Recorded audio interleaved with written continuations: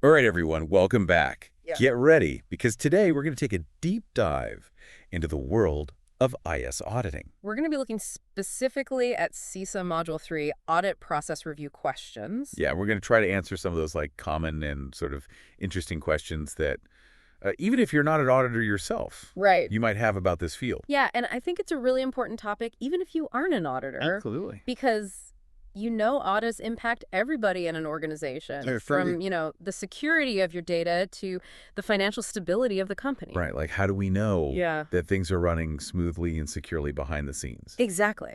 So let's set the scene here. Okay. Imagine walking into a company, any company, it could be like a tech giant or just like your local bakery. Okay. There's a lot going on behind the scenes, right? Right. Financial transactions, data flowing through systems, people accessing all this information. Lots of stuff. So how do we know if everything is running as it should be? Well, that's where auditing comes in. Exactly. Yeah. It's all about peeling back the layers and making sure the internal controls are solid. So we're like detectives Yes. searching for clues. That's a great analogy. Okay, so the first question we have from the CC module is about control self-assessment. Oh, yeah. CSA. And sometimes you hear this and think, like, is this some magic bullet? Does this replace traditional audits? Yeah, it's not quite a magic bullet, but it is a really powerful tool. Okay. So imagine you're the head of marketing All right. with the CSA. You're not just waiting for an auditor to come in and point out flaws. Gotcha. You're proactively identifying risks within your campaigns, your processes, and how you handle data. So it's like taking charge of your own health instead of waiting for a doctor to tell you what's wrong. Yeah. I like that. Taking ownership. But the module says that CSAs don't completely eliminate the need for independent audits. That's right. Why is that? Well, even the most diligent team can have blind spots. Sometimes you need a fresh set of eyes. Totally. And an independent auditor brings that outside perspective, no preconceived notions. They're objective. Exactly. And that's key, especially when it comes to things like financial reporting or, making sure you're complying with all those regulations. Right. So you don't want to be both the chef and the food critic. Exactly. Speaking of objectivity, question 2 in the module asks about who gets to decide what an audit actually covers. The scope. Yeah, the scope. Who calls the shots on that? Well, the answer is pretty straightforward. The client. Really? Yeah, ultimately, it's the organization being audited that defines the scope of the audit. Interesting. They decide what areas the auditor should look at, and what specific questions they want answered. Okay, but question 4 mentions something called undue restrictions. So what's that all about? So imagine you hire a detective to investigate a case, but you tell them, hey, you can't interview these specific witnesses or don't even look at this evidence. Yeah, that's going to raise some red flags. Huge red flags. Yeah. And undue restrictions are similar. These are limitations that management might try to impose that could prevent auditors from doing their job properly. So if a company tells me you can audit our financial records, but don't even look at our cybersecurity practices, that's a warning sign. Absolutely. Okay, I'm getting detective vibes already. Me too. So let's say the audit is happening and there are no undue restrictions. All right. How do auditors even begin to tackle the massive amount of data that companies have these days? Yeah, that's a great question. Question 6 introduces this concept of sampling. Right. Can you explain that? Okay, so think of it like this. You wouldn't drink an entire pot of coffee to see if it's too strong, would you? No way. You just take a sip, right? And sampling is kind of similar. It lets auditors examine a portion of the data instead of analyzing every single transaction or record. Okay, that makes sense. But how do they decide what to sip? Like, what if they miss something important? That's where different sampling methods come in. And sometimes auditors might use 100% sampling. Really? Yeah. So it sounds counterintuitive, but there are situations like when you're dealing with a high-risk area like fraud, Gotcha. where you need to look at every single transaction. So sometimes you do need to drink the whole pot of coffee. Sometimes. But what about those situations where 100% sampling isn't feasible?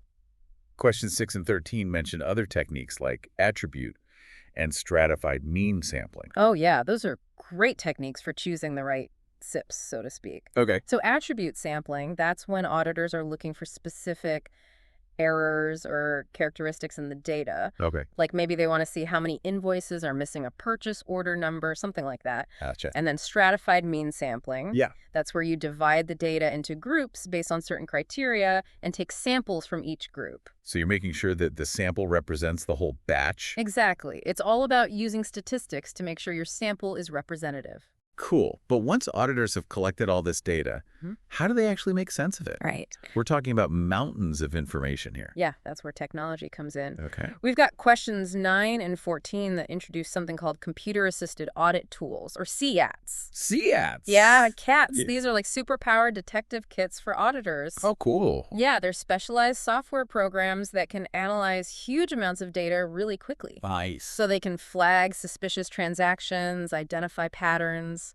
Okay, but with all this data and these powerful tools, what could possibly go wrong? Well, question 14 points out that even the most sophisticated tools come with challenges. Yeah. You know, things like cost, complexity, and security, those are always concerns. Especially security with all the data breaches we hear about these days. Definitely. You have to make sure these CATs are used responsibly and that the data is protected. So it's not just about having the tools, but using them ethically and responsibly. Exactly. This brings us to another interesting question about outsourcing. Okay. Question 19 asks, can a company just wash its hands of risk by outsourcing its IT functions? It seems too good to be true, right? Right. And that's because think about it this way. If you hire someone to remodel your kitchen and they accidentally start a fire, Oh. are you off the hook just because you outsourced the work? No. Nope. You're still ultimately responsible? So you can't outsource your responsibility. Exactly. What if a company outsources data storage to a cloud provider and that provider has a data breach? Who's accountable then? That's a great example, and it highlights why risk analysis is so important. So the company that owns the data is still responsible even if it's managed by a third party. Exactly. Outsourcing doesn't mean giving up responsibility. Okay, that's starting to feel very real world, you know? Like when you think about data breaches and financial scandals and the impact on real people. It raises the stakes for sure. And speaking of real world consequences, our last question for this part of our deep dive is about the human side of auditing. Okay, the human element, ethics and reporting, question 25 says, what happens if an auditor finds something potentially illegal during an audit? Ooh, that's a good one. Do they call the cops?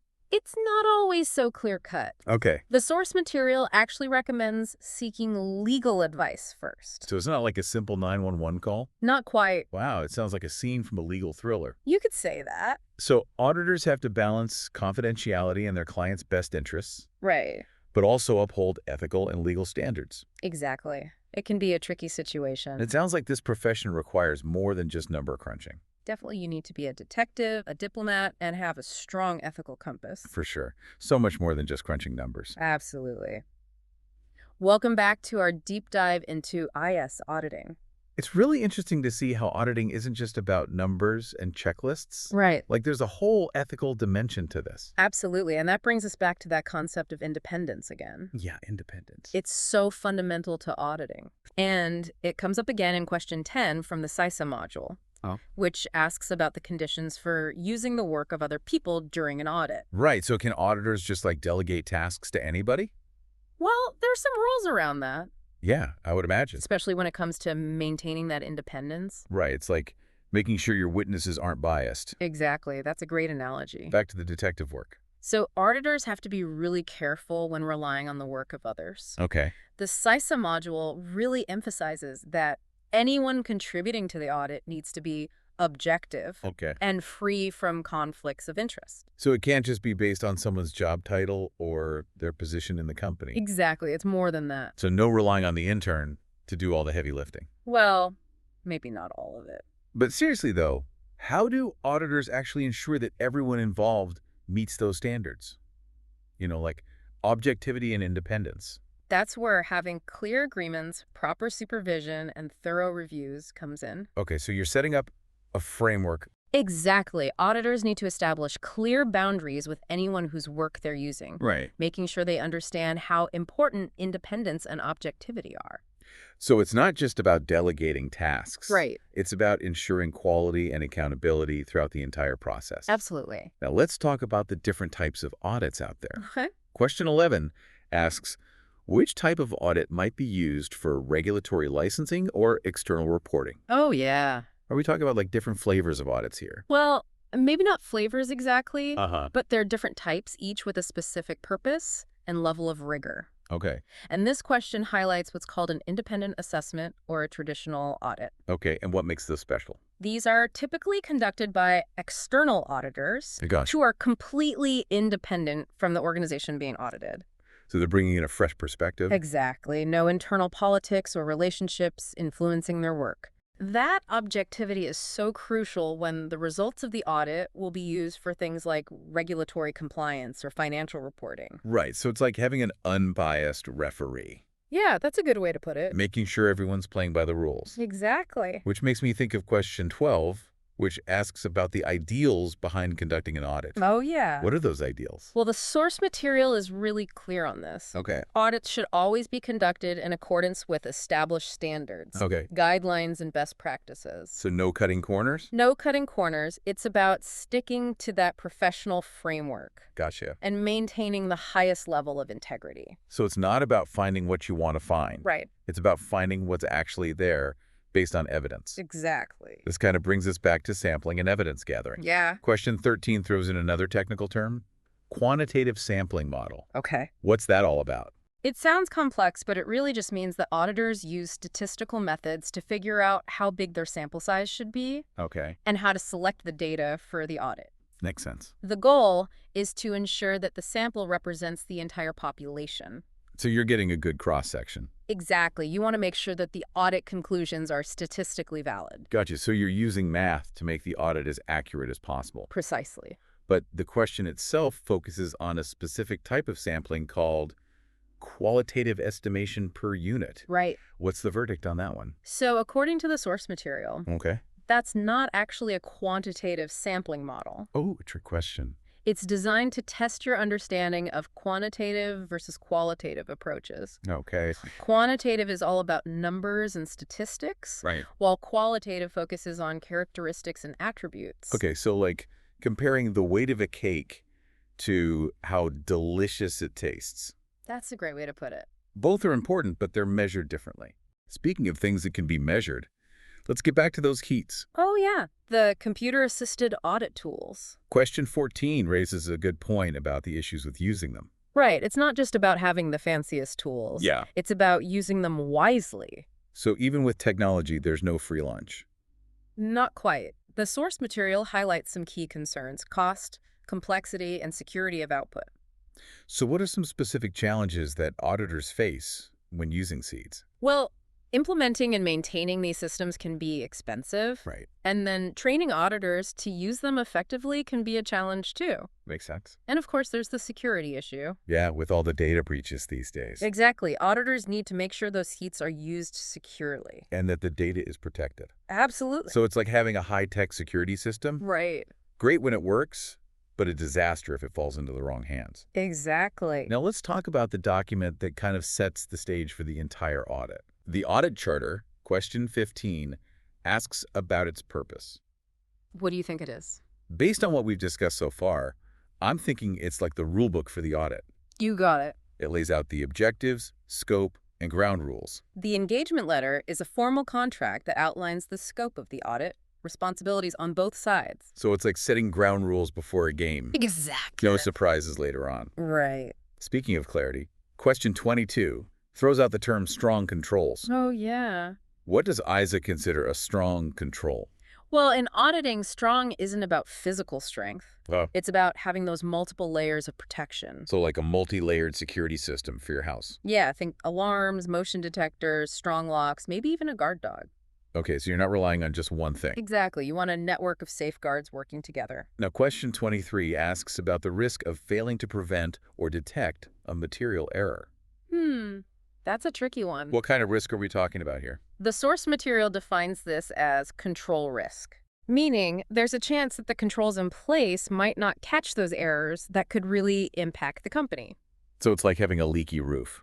Oh, I like that. You have the roof to keep the rain out, Right. but if it fails, you got a problem. Exactly. Control risk is all about how effective those safeguards actually are. So if they're weak or missing, Then you're more vulnerable to errors, fraud, all sorts of bad things. Okay, moving on to data collection. Question 24 asks about the best technique an auditor can use when resources are available. So what's the gold standard here? Is there some super secret spy tech involved? Haha. Well, while surveys and document reviews are useful, Okay. the source material says auditor observation is the most valuable. So being there in person, Exactly. Seeing how those processes and controls actually work. not just what's written down, Right. It's about being a fly on the wall. but a very observant fly. Of course. You get to see the human element, the potential points of failure that you wouldn't see in documents. Makes sense. And speaking of observing things firsthand, question 25 brings us back to that ethically challenging scenario. Right. The one where the auditor finds something potentially illegal. Yeah, it's like something out of a movie. What do they do? Do they immediately call the authorities? Well, a source material recommends seeking legal advice first. So it's not as straightforward as we might think. Definitely not. There are professional ethics to consider, Right. legal obligations, and the potential consequences of different actions. Wow, so much nuance involved. Absolutely. Auditors have to balance confidentiality with their clients' best interests Right. while also upholding ethical and legal standards. A tough job. It can be. It highlights how complex the auditing profession really is. Yeah, it's not just about crunching numbers. It's about navigating those ethical gray areas as well. For sure. All right, welcome back to our deep dive, the final part of our deep dive into IS auditing. We've covered so much ground already. Right. We've looked at control self-assessment, all that fun sampling stuff. Risk analysis, ethics. And in this last part, we're going to tie it all together, Okay, sounds good. looking at documentation, reporting, and how auditing is adapting to this constantly changing tech world we live in. The ever-evolving landscape. So question 21 from our source material, the CISA module, asks about the document that defines the relationship between the auditor and the client. Right, that's key. Got to make sure everyone's on the same page from the start. Absolutely, you don't want any surprises down the road. So what document are we talking about here? This is where the engagement letter comes in. The engagement letter. It's a formal contract that outlines the scope of the audit, the responsibilities of both the auditor and the client. So it's like setting the ground rules before a game. Exactly. Everyone knows what they're getting into, what's expected of them. No curveballs later on. Right. Transparency is key. Speaking of clarity, question 22 brings up the term strong controls. Okay. Strong controls. I'm curious, what does ISACA consider a strong control? Well, in auditing, strong isn't about physical strength or anything like that. Okay, not like a bodybuilder. Haha, not quite. All right. It's about having multiple layers of protection. So like a really good security system for your house. Exactly. Think alarms, motion detectors, strong locks, maybe even a guard dog, all working together. Okay, so you're not relying on just one thing to keep you safe. Right. It's about creating a network of safeguards. Now, question 23 asks about the risk of failing to prevent or detect a material error. Okay. Material errors, that's just be a big deal. Yeah, what kind of risk are we talking about here? The source material calls this control risk. Control risk. Basically, it means there's a chance the controls in place might not catch those errors that could really mess things up for the company. So it's like, you know when you have a leaky roof? Oh, I like that analogy. You have the roof to keep the rain out, but if it fails, Right. you've got a big problem. Exactly. Control risk is all about how effective those safeguards really are. So if the controls are weak or missing altogether. Then you're much more susceptible to errors, fraud, all sorts of bad things. All right, so let's move on to data collection. Okay, data collection. Question 24 asks about the best technique an auditor can use, assuming they have all the resources they need. So what's the gold standard for gathering audit data? Yes, is there some super high-tech spy equipment involved? Well, while surveys and document reviews have their place, Okay. the source material points to auditor observation as the most valuable technique. So actually being there in person. Exactly. It's about seeing firsthand how processes and controls work in real life. Not just what's written down on paper. Right. You get a much better understanding by observing things in action. And speaking of observing things firsthand, question 25 brings us back to that ethical scenario we discussed earlier. Oh, yeah, the one where an auditor stumbles across something potentially illegal. Right, like what do they do? It's a real dilemma. It is, and while it might be tempting to immediately report it to the authorities, Right, like call the cops. the source material actually recommends seeking legal advice first. Okay, so it's not as simple as we might think. Not at all. There are a lot of factors to consider. Professional ethics, legal obligations. It's a tricky situation. It can be. Auditors have a responsibility to maintain confidentiality, act in their clients' best interests, Right. but they also have to uphold ethical and legal standards. That's a tough balancing act. It is, and it highlights the complexity of the auditing profession. Yeah, it's not just about crunching numbers. It's about making judgment calls, navigating those ethical gray areas. So, folks, that brings us to the end of our deep dive into IS auditing. We've covered a lot of ground. From control self-assessment to risk analysis, sampling techniques, the ethical challenges auditors face, The different types of audits, the importance of documentation. and how technology is changing the field. It's been quite a journey. We hope this deep dive has given you a better understanding of this vital profession.